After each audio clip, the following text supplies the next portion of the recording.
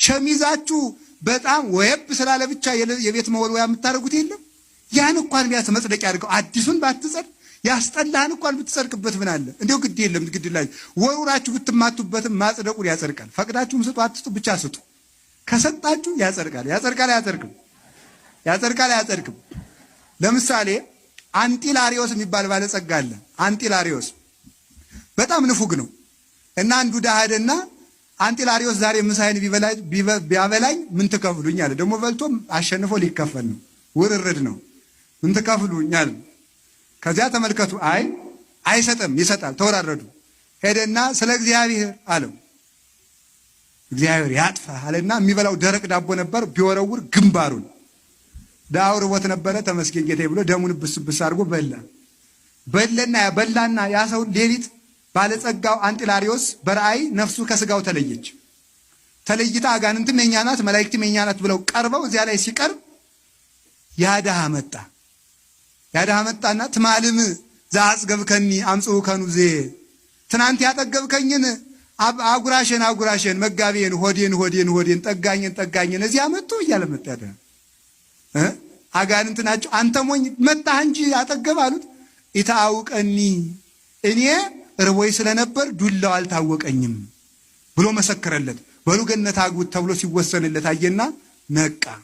ሲነቃ ነፍሱ ከስጋው ተዋህዶ ነቃ። ከነቃ በኋላ ለዱላ የወረወርኩት ዳቦ ገነት የሚያገባይ ከሆነ ወድጀማ በሰጥ እንዴት ጸድቅ ይሆን ብሎ ሀብቱን ጨርሶ ለነዳያን ሰጠ። ለነዳያን ሰጥቶ ሲጨርስ ያልደረሳቸው ድሆች መጡ። ከዚያ በኋላ መንገድ ወዴት እየሄዳችሁ ነው? ከደጉ ከአንጢላሪዮስ ቤት አሉት። ቀድሞ ሰጥቼ ጨረስኩ ወይ ቀደም ባላችሁ ቢላቸው አዲያ እንግዲህ እኛ እንዴት እንሁን አሉት።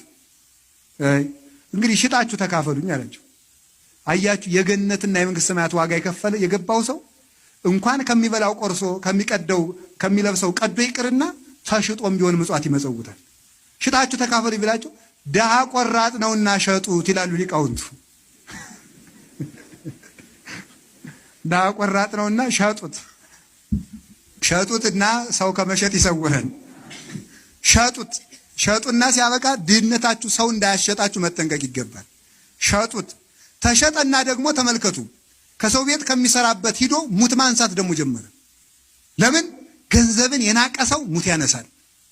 ሰው በክርስትናው እንዳያድግ አንቆ የሚይዘው ትብትብ ምንድነው? ገንዘብ አንቆ የማይዘው ማለት ነው። ሐሌው መንበር ይሄ ዘሩ በቀለ ምን ያዘው ነው የሚለው? እሾህ በሉ እንጂ ዘሩ በቀለ እሾህ ያዘው ያለው ጌታ ማቴዎስ 13 ላይ ምንድናቸው እሾህ የተባሉት? ፍቅረ ውሉድ፣ ፍቅረ ብሲት፣ ሐሌው መንበር፣ ትካዘ ዓለም እነዚህ ናቸው። ፍቅረ ውሉድ ለልጆች ምን አወርሳቸዋለሁ እያለ ለሰው የማይሰጥ፣ ፍቅረ ብሲት ሚስቴ ይከፋታል ብሎ ለሰው የማይሰጥ፣ ሐሌው መንበር የት ሀገር እኖራለሁ በምን እሾማለሁ የት ከተማ ቤት ብሰራ ይሻለኛል የሚል፣ ትካዘ ዓለም ምን እለብሳለሁ ምን እበላለሁ ምን እጠጣለሁ የሚል ሰው እነዚህ እሾሆች የተማረው ወንጌል በሱ ላይ እንዳያፈራ አንቀው ይይዙታል ብሎ ይሄን እሾህ ማስቸነፍ ይጠበቃል። ከቃሉ ጋር ናችሁ? ከዚያ በኋላ አንጢላሪዮስ አንዲት ድሃ ገንዘብ ተበድራ የምትከፍለው የምትከፍለው ስላጣች ልጇን ለባርነት ሊወስዱባት ሲሉ አገኘ። እኔን ተኪና ልጅ ይፈታልሽ አላት። አሁንም ተካና ምን አለ? ልጇን አስፈታለን። በኋላ ደግሞ ሂዶ ለባርነት ከገባበት ቤት ሂዶ የንጉሱ ልጅ ቢሞት ጸልዮ ከሞት አስነሳው። ምጽዋት ይሄን ያህል ኃይል አላት። ስለዚህ ሊቃውንቱ ምን ይላሉ? አምላኩ በ30 ብር ተሽጦ አዳምን እንዳዳነ አንጢላሪዮስ በ30 ብር ተሽጦ የዳይቱን ልጅ አወጣ ብለው ክርስቶስን መሰለ ብለው ያደንቁታል ማለት ነው።